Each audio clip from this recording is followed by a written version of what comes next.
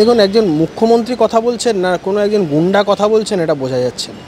সত্যি বলছি, মমতা বন্দ্যোপাধ্যায় যেটুকুন বক্তব্য আমি আজকে সংবাদ মাধ্যমে শুনেছি, বিধানসভায় যা বলছিলেন, এটা কোনো মুখ্যমন্ত্রী সুলভ কথা না। দুর্ভাগ্য আমাদের রাজ্যের, যে এই রাজ্যের বর্তমান মুখ্যমন্ত্রীর নাম মমতা বন্দ্যোপাধ্যায়। মুখ্যমন্ত্রী বলছেন যে মুখ্যমন্ত্রীর কণ্ঠ রোধ করার জন্য বিজেপির এই সমস্ত প্রতিবাদ বা এই কর্মসূচি। বিজেপির এমএলএদের সংখ্যা কত আর ওনাদের এমএলএদের সংখ্যা কত? কণ্ঠরোধ কাদের হতে হয় সেটা বাংলার মানুষ জানে। দিনের পর দিন প্রশ্ন তুললে, সরকারের বিরুদ্ধে কোনো কথা বললে বিরোধী বিধায়কদেরকে হয় সাসপেন্ড করে দেওয়া হচ্ছে, চ্যাংদোলা করে বাইরে ফেলে দেওয়া হচ্ছে, তাদেরকে মারধর করা হচ্ছে। এই জিনিস অতীতেও ঘটেছে, আজকেও ঘটল। আমরা শুধু বলছি এটা মাথায় রাখা উচিত যে কোনো রাজনৈতিক দল, কোনো সরকার দীর্ঘদিন ধরে থাকে না। কোনো রাজনৈতিক দল, কোনো সরকার দীর্ঘদিন ধরে থাকে না। সময় পরিবর্তনশীল, চিরকাল কারুর সময় সমান নাহি যায়। এটা মমতা বন্দ্যোপাধ্যায়ের বোঝা উচিত। আজ বাদে কাল তাকেও বিরোধী আসনে বসতে হবে। মমতা বন্দ্যোপাধ্যায়কে শুভেন্দু অধিকারী বিগত নির্বাচনে হারিয়েছিলেন। এবারে ভারতীয় জনতা পার্টি, শুভেন্দু অধিকারীরা সবাই মিলে একসাথে এবারে আমরা ওনাকে প্রাক্তন মুখ্যমন্ত্রী করবো। তখন কিন্তু এই বিরোধী আসনেই বসতে হবে। কিন্তু বিজেপি নাকি ভোট চুরি করে, লুটেদের দল, চোরেদের জমিদার। তো তারা ব্যবস্থা নিচ্ছেন না কেন? বিজেপি যদি চুরি করে, তারা ব্যবস্থা নিচ্ছেন না কেন? কমিশনকে অস্ত্র দিয়ে ভোট চুরি করে। নাচতে না জানলে উঠোনের দোষ, খুব একটা চলিত একটা প্রবাদ কথা আছে বাংলার, আমরা সবাই জানি। প্রত্যেক কটা বিরোধী দল আজকের দিনে দাঁড়িয়ে ভারতীয় জনতা পার্টির সাথে তারা রাজনৈতিকভাবে কেউ পেরে উঠছেন।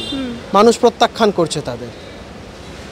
কনজিকিউটিভ 3টে টার্ম জুড়ে ভারতবর্ষের মানুষ ম্যান্ডেট দিয়েছে মোদিজিকে প্রধানমন্ত্রী হওয়ার জন্য।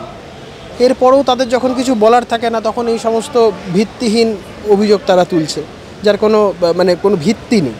কমিশন তো বলেছে আপনাদের যদি কোনো স্পেসিফিক অভিযোগ থাকে আপনার হলফনামা আকারে কমিশনকে দিন, সেগুলো তারা করবে না। তারা রাস্তায় চিৎকার চেল্লামেল্লি করবে, বাজার গরম করার চেষ্টা আর কি, সেটাই করছে। বাংলাকে পরাধীন করতে চাইছে বিজেপি। কাকে পরাধীন? বাংলাকে পরাধীন করতে চাইছে। দেখুন, আজকে একটা সিনেমা বেঙ্গল ফাইল, সেটা পর্যন্ত পশ্চিমবঙ্গে চলতে দিচ্ছে না। এখানে হল মালিকদের বলে দেওয়া হয়েছে কেউ যেন এই সিনেমা এখানে না দেখা। এই রাজ্যে তুমি রাজনৈতিক দলের লোকেদের ছেড়ে দাও। শিলাদিত্য হালদার, তিনি তো কোনো দলের লোক না, একজন চাষি। প্রশ্ন করেছিলেন সারের দাম বাড়ছে কেন, তাকে কি করেছে সরকার আমরা দেখেছি। আমরা দেখেছি এই রাজ্যে কার্টুনিস্ট হিসাবে, কার্টুনিস্ট বলা ভুল হবে, অধ্যাপক কার্টুন একটা ছবি শেয়ার করেছিলেন অম্বিকেশ মহাপাত্র, তার সাথে সরকার কি করেছে আমরা দেখেছি।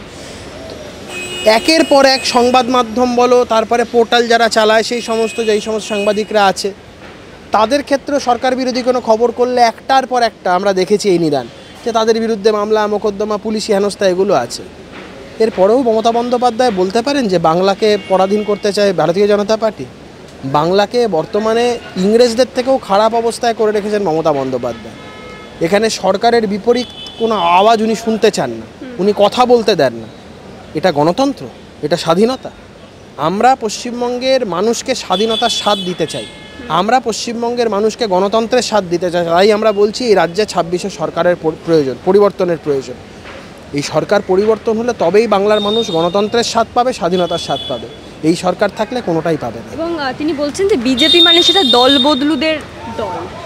মমতা বন্দ্যোপাধ্যায়ের গোটা দলটাই তো তৈরি হয়েছে দল বদলুদের নিয়ে। কংগ্রেস ভেঙে মমতা বন্দ্যোপাধ্যায় যখন তৃণমূল কংগ্রেস করলেন, তখন গোটা দলটাই তো হলো দল বদলুদের নিয়ে। মমতা বন্দ্যোপাধ্যায়ের দলে যে কেউ থাকলে ভালোই। ধরুন ফর এক্সাম্পল আমি আপনাকে বলছি, রাজীব ব্যানার্জি, তিনি যখন তৃণমূল থেকে বিজেপিতে গেলেন, তার থেকে বড় চোর কেউ হয় না। তিনি নাকি গাছ কেটে, জঙ্গল কেটে, সাফ করে দিয়ে সব বেচে দিয়েছেন, এই করে দিয়েছেন। আবার সেই রাজীব ব্যানার্জি এখন দেখুন তৃণমূলের নেত্রী কিছু বলেন রাজীব ব্যানার্জিকে? অর্জুন সিং যখন ভারতীয় জনতা পার্টিতে ছিলেন, তখন অর্জুন সিং খুব খারাপ। আবার অর্জুন সিং যখন তৃণমূল কংগ্রেসে চলে গেলেন, গিয়ে বললেন তৃণমূল কংগ্রেস হচ্ছে খুব ভালো দল, আমি ভুল করেছি, বা এই ধরনের কথাবার্তা যখন বললেন, তখন অর্জুন সিং খুব ভালো। আবার এই অর্জুন সিং যখন আবার ভারতীয় জনতা পার্টিতে এলেন, তখন আবার এই অর্জুন সিং খারাপ। তো মমতা বন্দ্যোপাধ্যায়ের এটা তো চরিত্র, তিনি তার সাথে কেউ থাকলে ভালো, যখন কেউ থাকবে না তিনি খারাপ। কিন্তু এই একাধিক দল বদলুদের নিয়েই তো বিজেপি আছে। আমি তো বললাম তৃণমূল। আমাদের পশ্চিমবঙ্গে যেই সমস্ত মানুষজন যারা মনে করেছে এই রাজ্যে তৃণমূলকে উৎখাত করার ক্ষেত্রে Bharatiya Janata party is the only platform, আমরা ভারতীয় জনতা পার্টিতে গেছি। আমরা পশ্চিমবঙ্গের মানুষের স্বার্থে গেছি যারা ভারতীয় জনতা পার্টিতে যোগদান করেছে। আমি অন্য কারোর কথা বলতে পারবো না, আমি আমার কথা অন্তত বলতে পারবো। আমি দেখেছি এই রাজ্যের কংগ্রেসটা প্র্যাকটিক্যালি তৃণমূল কংগ্রেস দ্বারা চালিত হয়। এই রাজ্যের প্রদেশ কংগ্রেস বলে দিল্লির চোখে কিছু নেই। এই রাজ্যের প্রদেশ কংগ্রেসটা হচ্ছে তৃণমূল কংগ্রেস।